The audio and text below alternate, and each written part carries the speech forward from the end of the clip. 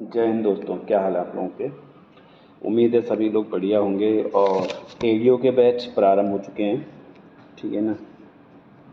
तो हमारी मेरे क्लासेस में एडीओ के बैच प्रारंभ हो चुके हैं, आप जल्द से जल्द ज्वाइन कर लिए। वह 1000 रुपये पर मंथ फीस है, बहुत ही बेसिक फ़ीस है। और इसमें जो कॉमन सब्जेक्ट है वो सभी को पढ़ना ही पढ़ना है, जो 60 मार्क्स का है। तो इसलिए एडीओ का बैच ज्वाइन कर लें। सबसे पहले तो ये आपको ये बताऊंगा, क्योंकि कल उसकी एक डेमो क्लास और है, उसमें शुरुआत हो रही है। क्योंकि बच्चे एकदम से इकट्ठे नहीं हो पाए या वो नहीं हो पाए, लेकिन जितने बच्चे हुए हैं उन्हीं का बैच शुरू किया जा रहा है, ठीक है ना। बाकी उसमें जो बेनिफिट्स होंगे धीरे धीरे आपको पता लग जाएंगे। एडीओ का बैच ज्वाइन करना है तो आपको जो इससे पहले का वीडियो, उसमें एक नंबर दिया हुआ है, आप इस नंबर पे एडीओ के बैच में मैसेज कर सकते हैं व्हाट्सएप में 84449196 271। इस नंबर पे आप क्या है, एडीओ का अगर बैच पढ़ना है, 1000 रुपये पर मंथ फीस है, ठीक है ना। इस 1000 रुपये पर मंथ में आपको क्या है, जो फर्स्ट सेक्शन है 60 नंबर का, वो भी आपको बहुत अच्छे से पढ़ाया जाएगा और इकोनॉमी पढ़ाई जाएगी आपको, ठीक है ना। प्लस इसमें जो एग्रीकल्चर वाले हैं उनका बैच भी चलेगा, एग्रीकल्चर की क्लासेस भी होंगी, इसमें एग्रीकल्चर भी पढ़ाया जाएगा उसमें। बस कॉमर्स नहीं पढ़ाया जाएगा, क्योंकि कॉमर्स की फैकल्टी आजकल छुट्टी पे है तो नहीं आ सकते, उनकी शादीशुदी है तो बिजी है थोड़ा सा, ठीक है। बाकी आते हैं हम इसमें ज्योग्राफी वाले सेक्शन पे। तो पहले मैं आपको इसमें मेन चीज़ बता दूं, इसमें कई लोगों को इसमें हो सकता है बोरिंग लगे, कई लोगों को अलग लगे, लेकिन ये जो मैंने नोट्स बनाए ये आपके सारे एग्जाम में काम आएंगे। सारे एग्जाम में काम आने का मतलब क्या है कि ये आपके जो आपका यूके एसएससी का भी वीडियो का एग्ज़ाम होने वाला, वहाँ पर भी काम आएगा। प्लस यूके पीसीएस, मैंने फोकस तो इसको मैंने यूके पीसीएस के हिसाब से किया है, जो 29 जून का एग्ज़ाम है उसके हिसाब से किया है। क्यों? क्योंकि 2024 में जो पेपर हुआ था, ठीक है ना, और जो उसमें 2024 के पेपर में जो ज्योग्राफी के क्वेश्चन थे, जो मतलब प्री एग्ज़ाम की बात कर रहा हूँ मैं, उनकी क्वेश्चन की संख्या लगभग 18 थी, ठीक है ना। 18 क्वेश्चन इंडियन ज्योग्राफी और वर्ल्ड ज्योग्राफी के थे। और ज्योग्राफी के क्वेश्चन जो होते हैं फैक्चुअल होते हैं, मतलब इसमें आप ज़्यादा चेंज नहीं कर सकते, तुक्का नहीं मार सकते। अगर आपको पता है तभी आप कर सकते हो, नहीं तो आप गड़बड़ कर जाओगे इसमें। दूसरा, इस एग्ज़ाम को क्या यूके पीसीएस करा रहा है, तो इसमें क्या है, आंकड़ों का इतना डर नहीं रहता कि आपको बिल्कुल एग्जैक्ट पता होना चाहिए, लेकिन कुछ कुछ चीज़ें ऐसी हैं जो आपको पता होनी बहुत आवश्यक है, ठीक है ना।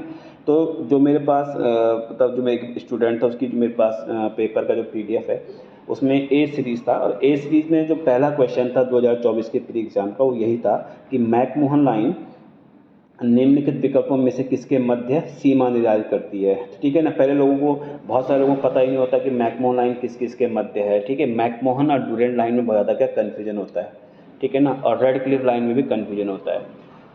तो इसलिए क्या है, आपको ये बेसिक क्वेश्चन, और मैं इसे लिख रहा हूँ कि बेसिक क्वेश्चन की नॉलेज होना भी बहुत ज़रूरी होती है, ठीक है ना। ऐसे इसमें क्या है, जो आगे क्वेश्चन है मैं आपको 2-3 क्वेश्चन पढ़ के बता देता हूँ 2024 में क्या क्या ज्योग्राफी क्वेश्चन आए थे। एटॉल का आकार क्या होता है, तो ये क्या होती हैं, जो जैसे हवा होती है या फिर आपका ग्लेशियर होता है या फिर नदी होता है, इनसे क्या बहुत सारी आकृतियाँ बनती है, तो उससे क्वेश्चन आते हैं। ये टॉपिक मैं आपको पढ़ाऊंगा। मतलब मेरा जो उद्देश्य है इसमें, जो पिछली बार जो 18 क्वेश्चन आए थे, उन 18 क्वेश्चन के बेसिस पे मैं आपको क्या है उस टॉपिक को कवर अप करूँगा। उन 18 क्वेश्चन के बेसिस पे जितने भी उसने क्वेश्चन पूछे, जहाँ से पूछे, जैसे एटॉल पूछा उसने, और एक लटकती हुई घाटी पूछा, ये दोनों एक ही टॉपिक से रिलेटेड है, ठीक है ना। इसमें क्या होता है, अलग अलग प्रकार की क्या है आकृतियाँ बनती है। दो, मतलब उस वाले सेक्शन में 2 क्वेश्चन पूछे थे। इसके बाद अगला वीडियो होगा मैं उसी से बनाऊंगा इसको, ठीक है ना। तीसरा जिसमें क्वेश्चन था, सूर्य की चमकती बाह्य परत को क्या कहा जाता है, ठीक है ना। ऐसा सारा मरुस्थल के उत्तर पूर्व से पश्चिम बहने वाली शुष्क हवाओं के क्या, मतलब इस तरह के जो क्वेश्चन है, शुष्क हवा पवनों को क्या कहा जाता है, हरमट्टन, सिराको, बोरा, मिस्टर, ये जो बेसिक क्वेश्चन, इसलिए मेरा टॉपिक है ज्योग्राफी के जो बेसिक क्वेश्चन मैं वही आपको इसमें पढ़ा रहा हूँ, ठीक है ना। अगर आपको ठीक लगता है तो आप इसे नोट डाउन कर लेना, अगर नहीं लगेगा तो क्या कह सकते हैं ना, क्योंकि बहुत सारे लोगों को लगता है ये आता है ये नहीं आता, लेकिन देखो आपको सभी चीज़ें पता होनी चाहिए। तो इसमें जो पहला सा क्वेश्चन है उसको देख लेते हैं कि भारत की अक्षांश विस्तार कितना है। तो जो भारत का अक्षांश विस्तार है वो 8 डिग्री 4 मिनट नॉर्थ लैटिट्यूड से 37 डिग्री 6 मिनट नॉर्थ लैटिट्यूड तक है, ठीक है ना। ये तो आपको क्या है बेसिकली पता होना चाहिए, क्योंकि जो इंडिया है उसका मैप इस तरह से बनता है। तो ये 8 डिग्री यहाँ की बात कर रहा है, 8 डिग्री 4 मिनट से यहाँ से होगा। ऊपर जो हमारा जम्मू कश्मीर से जो ऊपर का लास्ट वाला जो जास्कर श्रेणी है, उस वाले सेक्शन तक आपको क्या है, ये आपको मिलेगा 37 डिग्री 6 मिनट के हिसाब से। अब इसके बेसिस पे जो अक्षांश विस्तार वाला क्वेश्चन है, इसके बेसिस पे मैं आपको उत्तराखंड भी के क्वेश्चन भी बताऊंगा। ऐसा एक पेपर बनाऊंगा या ऐसा क्वेश्चन आंसर बनाऊंगा जिसमें आपको ये बताया जाएगा कि जो उत्तराखंड का जो अक्षांश विस्तार है वो कितना है, तो उस अक्षांश विस्तार को निकालते कैसे हैं उसके बारे में डिस्कस करूंगा। क्योंकि फिलहाल मैंने जो पहला वीडियो बनाया है पार्ट 1 करके, इसमें मैंने आपको थोड़ा बहुत समझाने में मेरा टाइम निकल गया, तो कई लोग सोचेंगे कि ये टाइम ख़राब कर रहा है, ठीक है ना, इसलिए क्या है आगे बढ़ जाते हैं इसमें। दूसरा इसमें क्वेश्चन कि भारत की जो मानक रेखा जो स्टैंडर्ड लाइन होती है, ठीक है ना, जैसे हमने इंडिया का अगर मैप ऐसे बनाया तो एक स्टैंडर्ड लाइन ऐसे गुजरती है, यानी जिससे हम लोग अपना टाइम जोन डिसाइड करते हैं उसको स्टैंडर्ड लाइन या मानक रेखा कहते हैं। वो किन राज्यों से होकर गुजरती है, ये क्वेश्चन उत्तराखंड में कई बार पूछा गया है, ठीक है ना। तो यहाँ पर मैंने नंबर लिखे कि 5 राज्यों से गुजरती है, यूपी, एमपी, छत्तीसगढ़। अब इसको याद करने का तरीका क्या है, ठीक है, याद करने का तरीका क्या है कि आप इसमें ये देखिए इसमें कि एमपी से छत्तीसगढ़ अलग हुआ था, उड़ीसा और आंध्र प्रदेश। तो एमपी और छत्तीसगढ़ याद करना आपको आसान है, उड़ीसा और आंध्र प्रदेश आपको याद रखना है। बेसिकली जो लाइन आएगी इस तरह से आएगी, ठीक है, नीचे की तरफ आएगी। तो आपको पता है जो हमारा टाइम जोन है वो क्या है, यूपी के मिर्ज़ापुर, या फिर आप ये समझ लो इलाहाबाद के पास जो नैनी नामक स्थान है वहाँ से डिसाइड होता है। ये आपने बचपन से पढ़ा हो, सभी लोग बचपन से इस बात को पढ़ते रहते हैं। तो वहाँ से वो डिसाइड किया जाएगा 82.5 डिग्री पे हमारा क्या है देशांतर लैटिट्यूड के बारे में, ठीक है। जैसे मान लो इंडिया का मैप हमने ये बनाया, थोड़ा सा समझ लेते हैं हल्का सा। अब क्या करें, आदत से मजबूर थोड़ा समझाना कि बिना माना नहीं जाता इसमें तो बनेगा भी नहीं ऐसे करके, फिर भी मैं एक ट्राई और कर लेता हूँ, ठीक है ना। आप इसको ऐसे समझो, ये इंडिया का मैप है, ठीक है ना। तो ये जो इस तरह से जो देशांतर रेखाएँ खींची जाती हैं, ठीक है ना, ये भारत का क्या है देशांतरीय विस्तार है, यहाँ से लेके यहाँ तक। तो इसके बीच में हमने एक ये लिया जिसका नाम है 82.5 डिग्री, 82.5 डिग्री है, ठीक है ना। वहाँ से स्टैंडर्ड लाइन खींची गई, उसके बारे में पूछ रहा है तो कितने राज्यों से, क्योंकि ये खड़े में देशांतर रेखाओं के साथ जाता है इसलिए इसमें इसके बारे में पूछा गया। तो ये 5 राज्यों से वो गुजरता है, यूपी, एमपी, छत्तीसगढ़, उड़ीसा, आंध्र प्रदेश।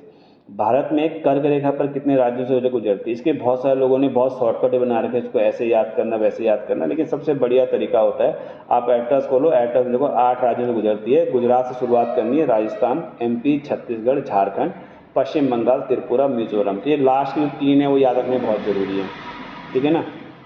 इसमें एक चीज़ और देखो आप, इसमें राजस्थान, गुजरात, राजस्थान तो ठीक है, राजस्थान का सब बहुत ही हल्का पॉइंट लगता है। तो आपको क्या करना है, आपको एटलस खोलने उसमें देखना है कि यार राजस्थान में कौन सा पोर्शन बिल्कुल हल्का सा टच करता है, गुजरात तो फिर भी आएगा। दूसरी बात, ये जो लाइन है वो ऐसी नहीं है, ठीक है ना, मतलब एक सीधी लाइन नहीं है, जैसे कई लोग सोचते हैं इस लाइन को हमने ऐसे खींच दिया, ऐसा नहीं है। क्योंकि भारत जो है वो एकदम खड़ा देश नहीं, क्योंकि आपको लगता है ना मैप में खड़ा होगा, बिल्कुल लेटी हुई पोजीशन में, और दूसरी पृथ्वी हमारी सर्कल के फॉर्म में है, ठीक है ना, यानी बिल्कुल गोलाई में है।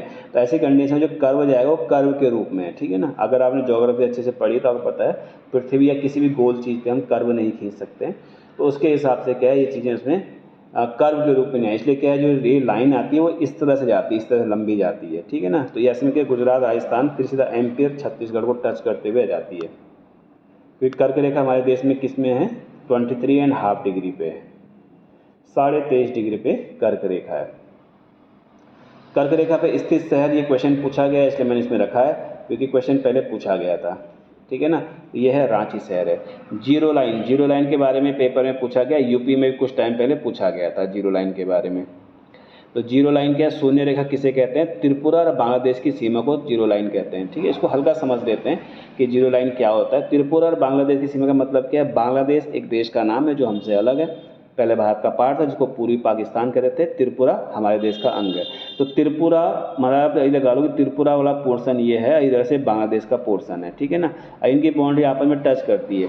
तो हमने हमारे जो बांग्लादेश के साथ सीमा है उसमें क्या फेंसिंग कर रखी है हमने ऐसे तार की, ठीक है, मतलब पिलर गाड़े हुए हैं लोहे के, और उन लोहे के पिलर के ऊपर क्या है इस तरह से क्या तार लगा रखी है, और ऐसी तार क्या है उधर से क्या बांग्लादेश में लगा रखी है। तो इनके बीच का जो प्लेस है इसको जीरो लाइन कहते हैं, ठीक है ना। और आंकड़ों के अनुसार ये लगभग 150 गज के आसपास है, 150 गज में क्या है इन्होंने ये सब चीज़ें कर रखी, मतलब जो उनके बीच की डिस्टेंस है 150 गज के आसपास है बस, ठीक है ना। तो उसके हिसाब से पूरी फेंसिंग कर रखी थी, इसलिए इसको क्या है जीरो लाइन माना, लोकल लोग उसे जीरो लाइन कहते हैं। पेपर में क्वेश्चन है जीरो लाइन सूर्य रेखा किसे कहते हैं, जो त्रिपुरा और बांग्लादेश की सीमा है उसको क्या है जीरो लाइन कहा जाता है, औरों को नहीं कहा जाएगा इसमें, ठीक है ना। अगला जो क्वेश्चन है, पाकिस्तान की सीमा से लगे भारत के राज्य में सर्वाधिक लंबाई वाला राज्य कौन सा है, जम्मू कश्मीर है, ठीक है। क्योंकि अगर देखो आपका ऑपरेशन सिंदूर भी चला है तो हो सकता है जम्मू कश्मीर की वो क्या है आपकी बाउंड्री की लंबाई पूछ ले, तो 12-25 किलोमीटर, KM लिखा लास्ट में, ठीक है ना। 1225 किलोमीटर की क्या है, लंबाई है। पाकिस्तान की सीमा के साथ सबसे लंबी लंबाई, सर्वाधिक लंबाई वाला राज्य कौन सा, हमारा जम्मू कश्मीर है, ठीक है ना। अब आप समझ सकते हो राजस्थान, गुजरात, इनकी लंबाई पता होनी चाहिए, तो आपको अगले वीडियो में मिल जाएगा, ठीक है ना, क्योंकि मैंने जल्द से जल्द क्या है, मतलब मैक्सिमम चीज़ें कवर हो सके इसका प्रयास किया है। मैकमोहन रेखा चीन और भारत के किस प्रांत के बीच सीमा का निर्धारण करती थी। ये क्वेश्चन वही है जो पिछली बार 2024 में, अभी थोड़ी देर पहले मैंने पहला क्वेश्चन पूछा था, तो अरुणाचल प्रदेश और चीन के बीच में जाती है, ठीक है ना। और सबसे बड़ी बात है, जो मैकमोहन लाइन है वो कब खींची गई थी, 27 अप्रैल 1914 को खींची गई थी। मतलब हम चाइना से 1914 से, मतलब हम उस समय 1914 में कौन था, ब्रिटिशर्स थे, तो ब्रिटिशर्स ने ये चीज़ें बहुत पहले कर दी थी, सही है। 27 अप्रैल 1914 में मैकमोहन लाइन खींची गई थी। भारत और चीन के मध्य सीमा का विस्तार कितना, ये क्वेश्चन भी थोड़ा सा क्या है, इंपॉर्टेंट है। वैसे भारत की जो सबसे लंबी सीमा रेखा बांग्लादेश के साथ है, नीचे क्वेश्चन बना रखा है, लेकिन चीन के साथ हमारी सीमा कितनी है, 3488 किलोमीटर, ठीक है ना। और भारत और चीन के मध्य जो सीमा विस्तार है वो कितने राज्यों का है, मतलब कितने राज्य क्या है चाइना की सीमा को टच करते हैं, तो 5 राज्य हैं, जम्मू कश्मीर, हिमाचल प्रदेश, उत्तराखंड, सिक्किम और अरुणाचल प्रदेश, ठीक है। इन 5 राज्यों के नाम आपको याद होने चाहिए, ये भी काफ़ी इंपॉर्टेंट क्वेश्चन है। और ये भूटान वाला क्वेश्चन क्या है, बहुत कम पूछा गया है, तो लेकिन हो सकता है न्यूज में रहे, ठीक है ना। तो भूटान की सीमा की लंबाई भारत के साथ 699 किलोमीटर है, ठीक है, ये भी आपको पता होना चाहिए। भारत बांग्लादेश सीमा क्या है, 4096.7 किलोमीटर है, ठीक है, ये भी आपको क्या आंकड़े याद होने चाहिए। और भारत और बांग्लादेश की सीमा पर जो राज्य हैं, अब देखो यहाँ से क्या है, क्योंकि बांग्लादेश के साथ में हमारे माँ के कुछ टाइम पहले पंगे चले थे, 2015 में हमने क्या है सीमा बाउंड्री जब हमने एक्सचेंज की थी, तो उसके बेसिस पे क्या है आपको ये पता होना चाहिए कि भारत और बांग्लादेश की, अभी त्रिपुरा वाला पोर्शन मैंने कराया था आपको, तो पता होना चाहिए कि भारत और बांग्लादेश की सीमा की लंबाई कितनी है, 4096.7 किलोमीटर है। और सबसे अधिक, यानी भारत का वह राज्य जो सबसे अधिक बांग्लादेश की सीमा को टच करता है वो क्या है,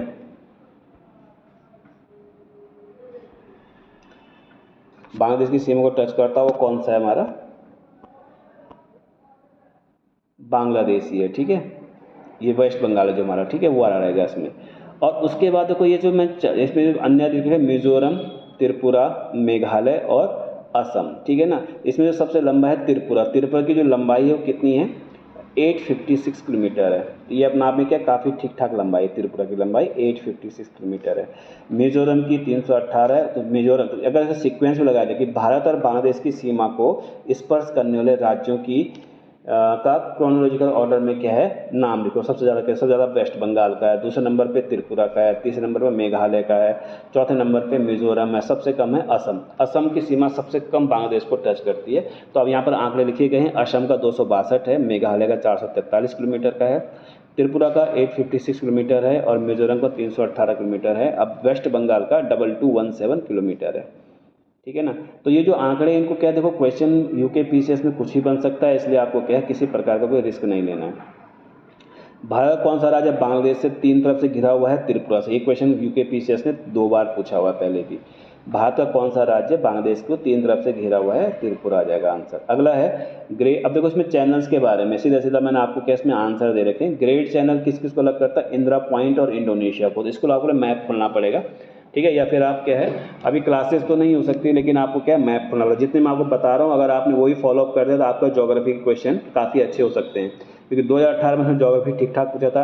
अभी कुछ टाइम पहले लोअर पीसीएस हुआ था, उसमें भी कम से कम 9 से 12 क्वेश्चन है, प्लस उत्तराखंड के ज्योग्राफी क्वेश्चन है, तो लगभग वो भी क्या है 16-17 क्वेश्चन जा रहे हैं। तो ज्योग्राफी से वो ठीक ठाक क्वेश्चन पूछ ही रहा है। अगला है लघु Andaman car Nicobar, 10 degree channel अलग करता है। मिनिकॉय द्वीप और लक्षद्वीप को अलग करता है 9 डिग्री चैनल। मालदीव और मिनिकॉय को अलग करता है 8 डिग्री चैनल। ये क्वेश्चन पेपर में आए हैं, मैं आपको पहले बता रहा हूँ, कई बार आ चुके हैं, और इनमें क्या है बहुत ज़्यादा कन्फ्यूजन रहता है, इसलिए आपको क्या है इनको क्या है यहाँ से आप स्क्रीनशॉट ले लो, जो मर्जी आपकी वो कर लो, ठीक है ना, वो ले सकते हैं आप इसमें। ये पूछे गए हैं हमेशा, ठीक है। सबसे बेस्ट है आप इसके साथ साथ एटलस खोलो और देखो इनको वाकई में वहाँ पर है कि नहीं है, जिससे क्या क्लियर हो जाएगा। देश का दक्षिणतम बिंदु किस अक्षांश पर स्थित है, दक्षिण पश्चिम इंदिरा पॉइंट है, ठीक है, तो 6 डिग्री 4 मिनट पे है, ये उत्तरी अक्षांश में स्थित है। देश का सबसे बड़ा राज्य जो क्षेत्रफल अनुसार राजस्थान है, इसका मैंने आपको एरिया लिखा रखा, देख लो इसमें 342239 वर्ग किलोमीटर। उसका सबसे छोटा राज्य कौन सा है, वो गोवा है, 3702 वर्ग किलोमीटर, स्क्वायर किलोमीटर में, ठीक है ना। फिर सबसे छोटा केंद्र शासित राज्य कौन सा, लक्षद्वीप है, जिसका 32 वर्ग किलोमीटर है। ये क्वेश्चन पेपर में पूछा गया है, लक्षद्वीप वाला। अगला इसमें सबसे छोटा केंद्र शासित राज्य कौन सा है? लक्षद्वीप 32 वर्ग किलोमीटर। सबसे छोटा जिला कौन सा है? माहे, पौंडीचेरी का भाग है, 9 वर्ग किलोमीटर में फैला है। सबसे बड़ा जिला कौन सा भारत का? कच्छ है, जिला बताया, ठीक है, डिस्ट्रिक्ट कच्छ है गुजरात में, जिसका एरिया इतना है। तो दोस्तों ये जो क्वेश्चन मैंने लिखे आप इनका स्क्रीनशॉट ले सकते हैं, और बहुत जल्दी मैं आपको क्या है जो आकार वाले होते हैं प्लस घाटियों के बारे में, इनको लेके क्या है कम से कम ज्योग्राफी के 3 से 4 वीडियो बनेंगे, ठीक है ना। आप उनको देखना, आपके काम आएंगे, ठीक है। प्लस करंट अफेयर्स रहेगा इसमें, जो चीज़ें चल रही हैं आजकल। तो जितना हो सकता है यूके से 2025 के लिए मैक्सिमम क्वेश्चन लाने की कोशिश करूंगा। अगर आप समर्थन करते हो और जल्द से जल्द मेरे 1000 सब्सक्राइबर हो जाएंगे तो उसके बाद में कई बार ऑनलाइन क्लास भी कर पाऊँगा, ठीक है। बाकी एडियो का बैच बता दें मैंने आपको स्टार्टिंग में, आप एडियो का बैच ज्वाइन कर सकते हो। तब तक के लिए जय हिंद, जय भारत, जय उत्तराखंड।